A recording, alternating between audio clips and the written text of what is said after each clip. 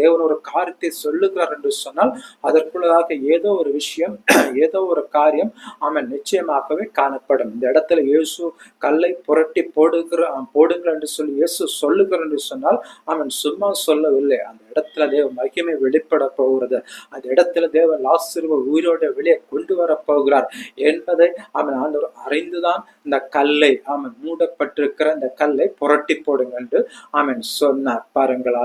ஆகவே நாம் எந்த வேளை நமக்கு தேவன் எச்சரிப்பு கொடுக்கும் போது நாம் நம் பக்கத்தில் இருக்கிற நியாயத்தை எடுத்து சொல்லி எச்சரிப்பின் வார்த்தைகளை நாம் அல்லல் தட்டாமல் தேவன் என்ன சொன்னாலும் அதற்கு நாம் கீழ்ப்படுகிறவர்களாக காணப்படுகிறோம். எந்த விஷயமாக இருக்கலாம். சில வேளைகளில் ஒவ்வொரு வாழ்க்கையிலும் தேவன் ஒரு காரியத்தை உணர்த்துவார். நீ செய்கிற இந்த காரியம் சரியில்லை, அதை விட்டுவிடு என்று சொல்லி பல வேளைகளில் தேவன் உணர்த்துவார். அப்படி அதை நாம் விட்டுவிடும் போது நாம் தேவனிடத்தில் நன்மை